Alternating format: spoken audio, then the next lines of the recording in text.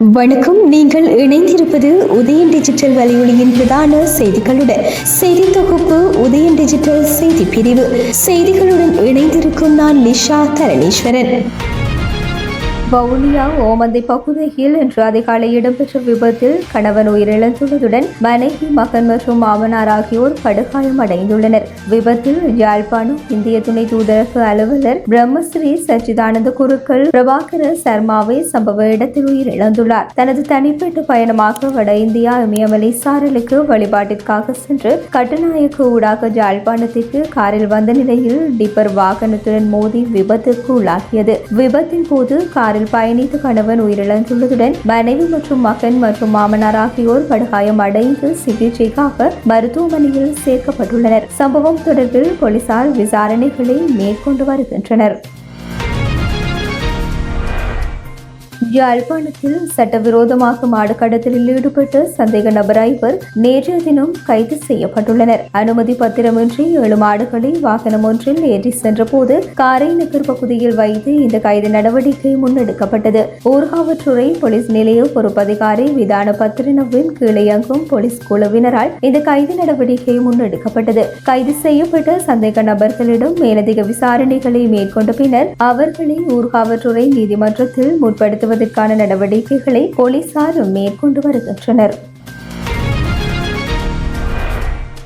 யாழ்ப்பாணம் போதனா மருத்துவமனையில் ஒரே பிரசவத்தில் 5 குழந்தைகள் பிறந்துள்ளதாக யாழ்ப்பாணம் போதனா மருத்துவமனையின் பணிப்பாளர் தங்கமுத்து சத்தியமூர்த்தி தெரிவித்துள்ளார். குறித்த குழந்தைகள் நேற்று முன்தினம் பிறந்ததாகவும் குழந்தைகள் தற்போது விசேட பராமரிப்பு பகுதியில் வைத்து பராமரிக்கப்படுவதாகவும் அவர் தெரிவித்தார். மேலும் யாழ்ப்பாணத்தை சேர்ந்த பெண் ஒருவரை இவ்வாறு 3 ஆண் மற்றும் 2 பெண் உள்ளடங்களாக 5 குழந்தைகளை பிரசவித்ததாக, குழந்தைகளும் தாயும் நலமாக உள்ளதாகவும் அவர் தெரிவித்தார்.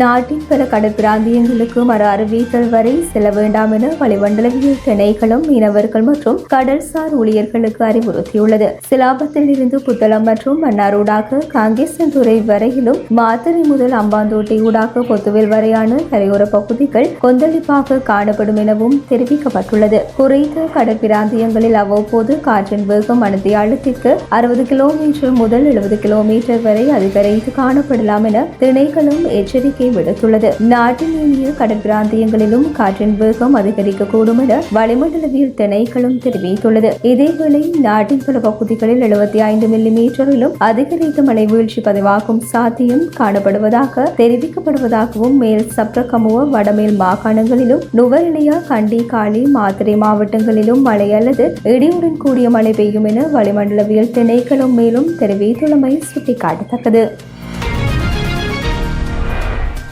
அபாயகரமான ரசாயனங்களை ஏற்றி சென்ற சரக்கு கப்பல் கேரள கடல் பகுதியில் மூழ்கி விபத்துக்குள்ளாகியுள்ளது. இதேவேளை கப்பலை இயக்கிய மாலுமிகள் உட்பட 24 பணியாளர்கள் பத்திரமாக மீட்கப்பட்டனர்.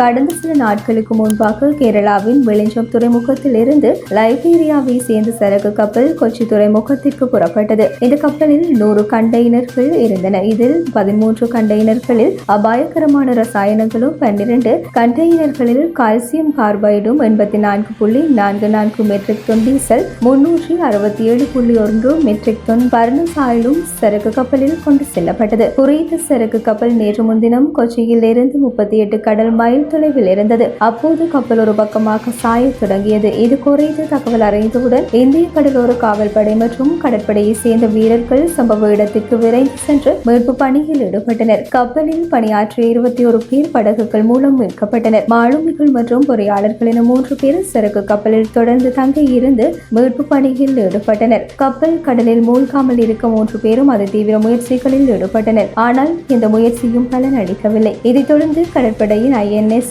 சுஜாதா கப்பலை சேர்ந்த வீரர்கள் நேற்று மீதம் இருந்த 3 பேரையும் பத்திரமாக மீட்டனர். இதன் பின்னர் சரக்கு கப்பல் முழுமையாக கடலில் மூழ்கியது.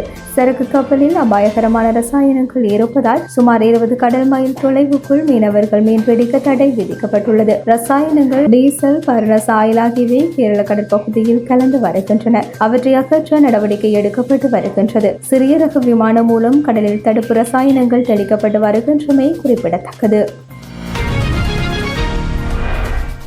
அமெரிக்காவின் ஹார்வர்ட் பல்கலைக்கழகத்தில் வெளிநாட்டு மாணவர் சேர்க்கைக்கு அந்நாட்டு அரசு தடை விதித்துள்ள நிலையில் அங்கு கல்வி கற்கும் வெளிநாட்டு மாணவர்களுக்கு நிபந்தனையற்ற சலுகைகளை வழங்குவதாக ஹாங்காங்கில் உள்ள பல்கலைக்கழகம் அறிவித்துள்ளது. இஸ்ரேல் ஹமாஸ் பயங்கரவாதிகளிடையே மோதல் நடந்து வரும் நிலையில் பாலஸ்தீனத்திற்கு ஆதரவாக ஹார்வர்ட் பல்கலைக்கழகத்தில் சில மாதங்களுக்கு முன் போராட்டம் நடந்தது. குறித்த சம்பவத்தினால் அதிருப்தி அடைந்த அமெரிக்க ஜனாதிபதி டிரம்பின் நிர்வாகம் போராட்டங்களுக்கு தடை விதிக்கும்படி ஹார்வர்ட் பல்கலைக்கழகத்திற்கு அறிவித்த நிலையில் பல்கலைக்கழகம் அதனை ஏற்கவில்லை. இதையடுத்து அந்த பல்கலைக்கழகத்திற்கான நிதியுதவியை நிறுத்தியதோடு வெளிநாட்டு மாணவர் சேர்க்கைக்கும் உடனடி தடை விதித்து கடந்த வெள்ளிக்கிழமை அமெரிக்க அரசு உத்தரவிட்டது. இதனால் பல்கலைக்கழகத்தில் கற்கும் வெளிநாட்டு மாணவர்கள் உடனடியாக நாட்டை விட்டு வெளியேறும் நிலை ஏற்பட்டுள்ளதுடன் இந்த உத்தரவுக்கு மாசசூசெட்ஸ் நீதிமன்றம் தடை விதித்துள்ளமை குறிப்பிடத்தக்கது.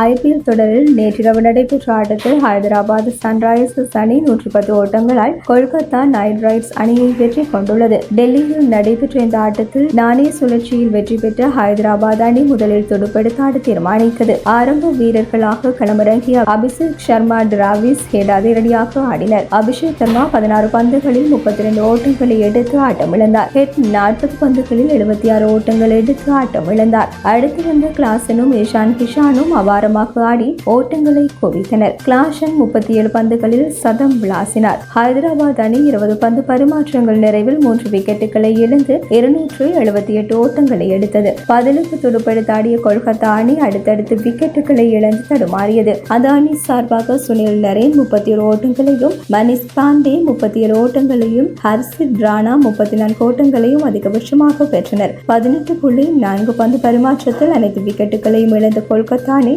168 ஓட்டங்களை பெற்று 110 ஓட்டங்களால் தோல்வியடைந்தது. இத்துடன் உதயன் டிஜிட்டல் வலையொலியின் பிரதான செய்திகள் நிறைவடைகின்றன. தொடர்ந்தும் செய்திகளை உடனுக்குடன் அறிந்து கொள்ள எமது உதயன் டிஜிட்டல் வலையொலி பக்கத்துடன் இணைந்திருங்கள். வணக்கம்.